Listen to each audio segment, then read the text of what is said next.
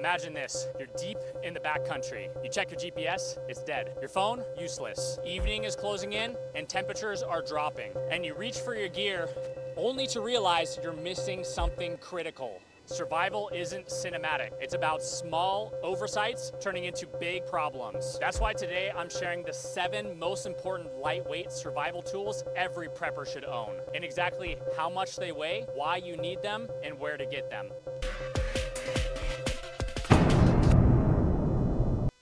Tool number 1, a fixed blade. Cuts rope, carves wood, prepares food, and can be used for self-defense. Under 10 ounces keeps it very light, and a fixed blade is stronger than a flip blade.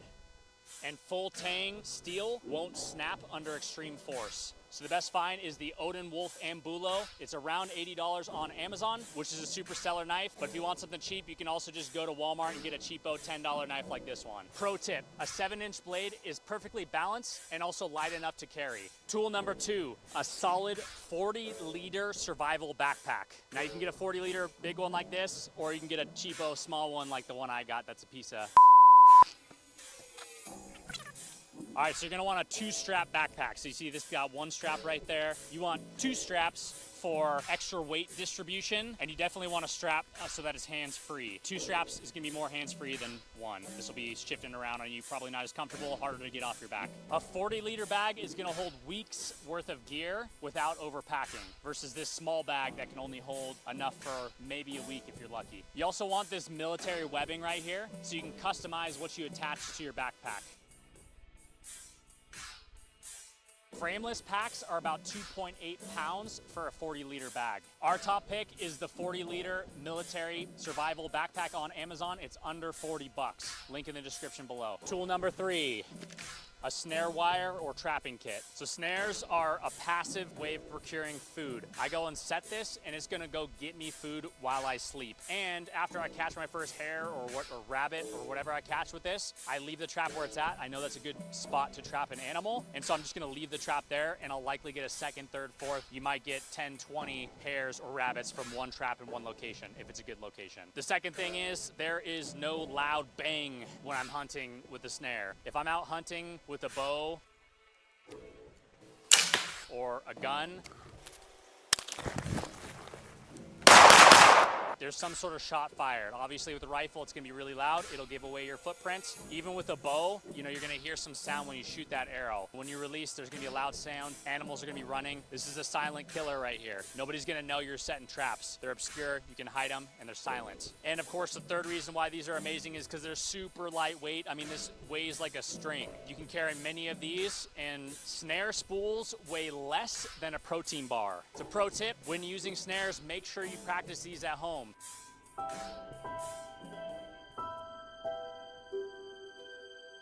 If you master the snare, you will never run out of food in a survival situation, no matter where you are on the planet. All right, so we're gonna do a quick tutorial on trapping, specifically snaring. I think it's one of the most important survival skills that you can learn.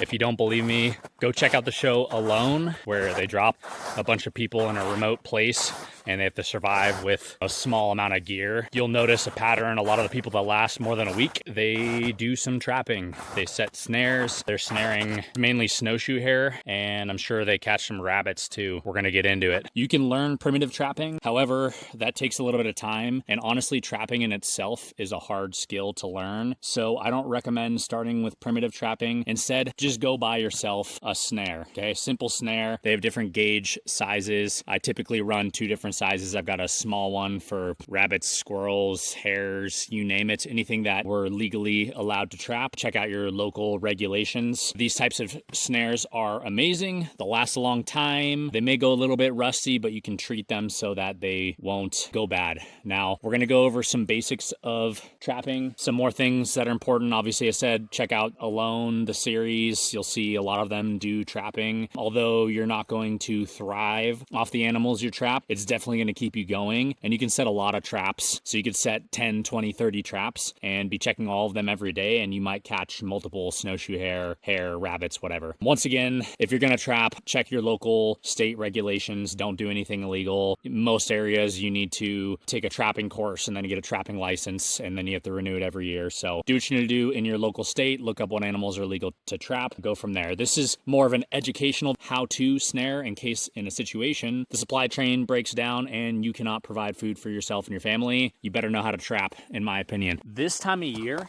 typically is a really good time for trapping because the snow is going to reveal tracks, especially for snowshoe hare, rabbits, squirrels, whatever, these types of creatures. You can trap a little bit of everything in snares. You can go all the way up to trapping wolves with snares. However, wolves are probably not going to be the best form of survival food, and they're also extremely hard to trap. So we're just talking about how you can trap snowshoe hare, rabbits, etc. Maybe squirrels, maybe mink. Everything's going to be a little bit different. The size of the head and the neck, where they go, their ability to sense things with their sense of smell and other senses is going to be a little bit different. I think that the easiest animal to trap is going to be a hare or a rabbit. Once again, follow your local state regulations. A lot of states you're not allowed to trap snowshoe hare. I'm not going to be actually trapping one today for you. I have trapped many snowshoe hare and rabbit in my life. You have to go based on your state regulations. Figure out what's legal, don't break the law. So here's your snare, okay? Now you have this part, the noose part, right? This is gonna need to be essentially the size of the head of the animal. You want it a little bit bigger. So typically with a snowshoe hare or some rabbits, you're gonna be doing about a fist size. So like that's a little too big. So I'm gonna be ratcheting this down. So once I set the trap, that's still a little bit too big. You're looking at about right there. So the animal needs to be able to stick its head through, and then just like a slip knot, it's gonna pull on this and it's gonna tighten around its neck. It's gonna put the animal to sleep. And then assuming you're checking your traps every 24 hours, you're probably going to find a snowshoe hare or a rabbit or whatever you are legally allowed to catch in your state. You need to get that size right. Now next, you're going to need it about a couple fingers above the snow or ground that you're trapping in. So a couple fingers, that's about the rule of thumb. Can you go a little higher or lower? Sure you can, but you're going to have the most success with a couple fingers. And then what you're going to need is you're going to need a chin-up stick. Here is a good sized stick. This is thick enough, so I'm going to break this off. Boom. I got a chin-up stick right there. So where those two fingers are, I'm going to plant this in the snow. So instead of the rabbit dipping his head underneath, or the hare dipping his head underneath the trap like this, he's going to go up and over the stick, boom, into the trap. You're going to set that kind of like if the trap were here. I'm just going to kind of dig it in the ground about 2 fingertips up. That is your chin up right there. Now you got to set this. So another thing that you're probably going to want when you're first trapping is some zip ties. So I've got some industrial zip ties right here. You can use these to attach to a branch that's not going to break. You obviously don't want a branch that's going to break, because if the rabbit pulls on it, gets caught in your trap, it's just going to pull that off and run off into the woods. You're going to lose your trap, and you're going to lose your rabbit or snowshoe hare. I'm going to need to get this 2 fingertips above the ground. I'm going to use this to attach it to a tree, and then boom, you've got your trap set. Now, obviously you don't want to just set the trap anywhere. You typically are going to want to look for tracks. I chose a decently bad time to shoot this video because the snow has been freezing at night, melting during the day, freezing at night, melting during the day, and we haven't been getting a lot of snowfall this year. So this snow is really hard, and so that when the rabbits or hares step on it, they're not going to leave prints. I'm not going to be able to trap anything here. And once again, I'm not going to set an actual live trap. I'm not going to be leaving this here after the video. This is just educational trap based off your local laws, regulations, all that good stuff. I know where some of the rabbits go. You need to get familiar with where the rabbit and snowshoe and hare trails are in your neck of the woods. Start following tracks in winter. Snowshoe hare and rabbit tracks are going to look pretty similar. You got 2 big back pads and then 2 little cute paws in the front. That's going to be your snowshoe hare or your rabbit. Really easy to locate once you know what they look like. You're typically going to set this trap somewhere along their trail, and you want to find a nice cubby. This is a decent spot right here. I know rabbits and hares are coming through this area. One of the things I'm also going to want to do, with as least disturbance of the natural area as possible, I want to set up a chute. The rabbits and hare they have all this space. They could come through here, they could come through here, they could come through there. I want to block off all the spots except where this trap is going to be. And then that's how I'm going to get that snowshoe hare going where I want them to go. I might move this branch, kind of block off this area right here, set that there. Just make it a little harder for that hare to go anywhere else. Okay, set one here, I might clear some of this out of the way to make it look more inviting. Okay, so now there's basically just a path right here. If you disturb it too much, rabbits and hares, they'll be able to sense something's going on and they might just switch paths. So if you see tracks going through an area, try not to step on the tracks as much as possible. Obviously, you need to get in the area, so you can't not step on anywhere in the area, but try to reduce as much stepping on the area as possible. And don't leave your scent everywhere. So just like deer and hunting can smell you based on where the direction of the wind is blowing, rabbits are going to probably be even more skittish than deer and hares. Anywhere you leave your scent, they're going to pick it up. And if you leave too much scent, they might just skip this whole area. I'm going to go ahead and set this.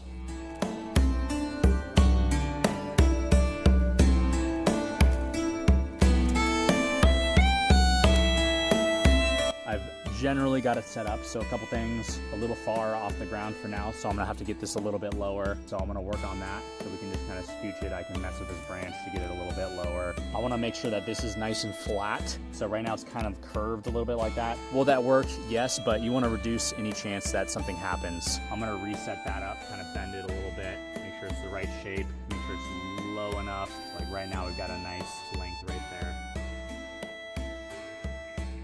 All right, and then another thing is you want to make sure that angle is right. So right now, this is the funnel right here. It's this angle. So I have to make sure that that rabbit's coming through at that angle. I'm gonna set some more sticks on this side to prevent the rabbit from, bumping a different angle than I would like. All right, and then I want to get that chin up stick in there. All right, so I've got it generally set up the way that I want it. You can kind of see it right there. I got it set up. It's about a fist size. I got my chin up stick. I blocked the other paths, clear rabbit trail path right there. And I've got it on a branch that can support the weight.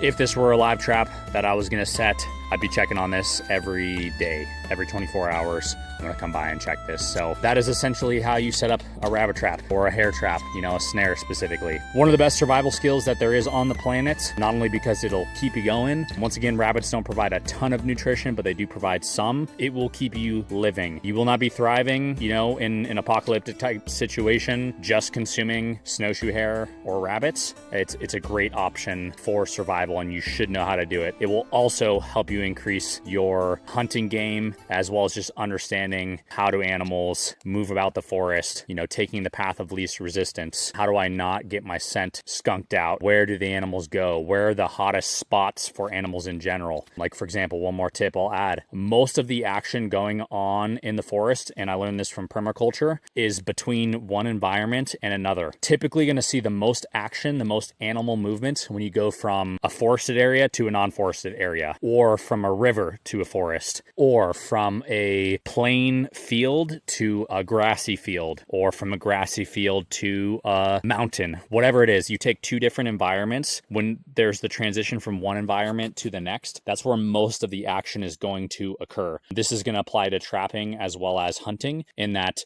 if you hunt those edge lines, that's where you're going to see most of the action. Get out there, practice, follow your local state laws, take your trapping course, get your trapping license. Tool number 4, a water filter, ideally a Sawyer water filter. All right, so a Sawyer water filter filters up to 100,000 gallons of water, and it removes 99.999% of bacteria and protozoa. It fits in your hand, and it's as light as a protein bar, 2 ounces. Now, I've got one of these bottle water filters. These work as well, but the Sawyer ones are gonna be better. They filter more, and they filter better. This, however, is also a cheap, lightweight one, a little bit lighter than the Sawyer water filter, so that's the benefit of this kind, and I can drink straight out of it, so it acts as a device for holding the water as well. But the Sawyer water filter is going to be your best friend in a survival situation, and it's small and compact. Our top pick, the Sawyer water filter on Amazon. They range anywhere from $18 to $22. Product in the description below. By the way, I'm not sponsored by any of these brands. Number 5, a tarp and a Mylar blanket. A proper tarp and Mylar blanket are going to be between 1 to 2 pounds combined. Within seconds, you can build shelter with these. Mylar reflects 90% of body heat, so it's cheap hypothermia protection. Together, these are under 2 pounds. It's going to weigh less than your laptop. Pro tip, choose tarps with reinforced grommets. Always bring 550 paracord for setting it up. Tool number 6, folding shovel. Under 2 pounds, lightweight, super durable. Dig latrines, fire pits, snow shelters, and trenches. You can chop wood with this. You can also use it as a defensive paddle. This one's got a beer opener too for a good time. And you want to get a foldable one that can fit into a small pack. Our top pick is the Rhino folding survival shovel on Amazon. It's carbon steel, under 2 pounds, and it's only $28 on Amazon. Probably sharpen this into a spearhead if you wanted to. Fit it on a stick. Tool number 7, a rechargeable headlamp with a red light. Hands-free maneuvering while navigating, building, or signaling. Our red light headlamp protects with night vision, and it keeps your profile low. And then USB recharging reduces battery clutter.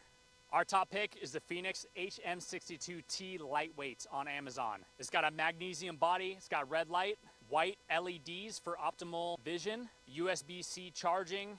It's only 5 ounces, and it's under $76. Or you can get a cheapo Walmart one for about $5.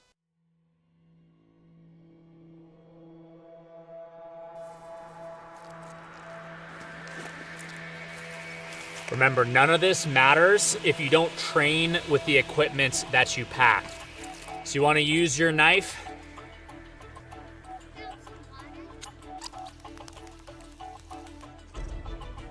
Make sure you run your filters, just so you're getting in the flow of using your water filter, making sure it works. And also, whenever you're testing your gear, it's a good opportunity to assess, is this the right gear for me? Maybe you don't like the strength of the knife. Maybe it's too heavy. Maybe it's not sharp enough. Also, make sure to keep your knives sharp so you can sharpen this after every use so that when you need it in an emergency, it is already sharp. So got our water filter right here. Got the little bladder system. You just unscrew this. This is the actual filter itself. Dip it in the water. So you don't drink directly out of this. This part is not filtered. Then I put the filter on, top off, and drink. Filters it as the drinks. You can kind of taste whatever the filtration is. Tastes good, tastes clean, better than getting sick. I'd also say this, you probably want to run some water through the filter a few times, because just like any other filter, clear out some of that, you know, just extra. You typically clean out the filter first, right? Just like you would with any other filter, Brita filter, a Berkey, whatever. So you probably want to run a little bit of water through this first, and then you can start drinking out of it. You can pull it up real nice, get the air out, and the back of your bag. All right, so I'm using this shovel right there. My son just took a dump, so we're burying out here in the woods. You see this? This right here is a locking mechanism, so as I tighten this, it locks the actual shovel, because when I dig, I don't want this to come loose. Now I can do it, you know, I can dig some, and you know, I can take that dirt, boom, do whatever I want with it, dig that hole, but you need to lock this up right here so that this thing stays locked in place. You can also switch it to like a pickaxe mode, so you can kind of use this pick edge instead. You can lock it on that, but if I loosen this, see, I'm loosening it. Now this can come loose. So yeah, I could switch it to a pickaxe edge, whatever I want to do. So use your tools.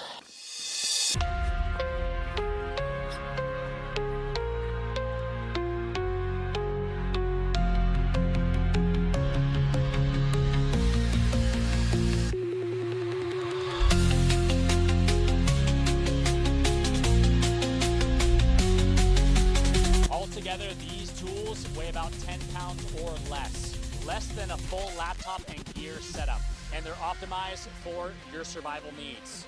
A knife, a 40-liter backpack, water filtration, snare, Mylar blanket and tarp, compact shovel, and a headlamp with a red light.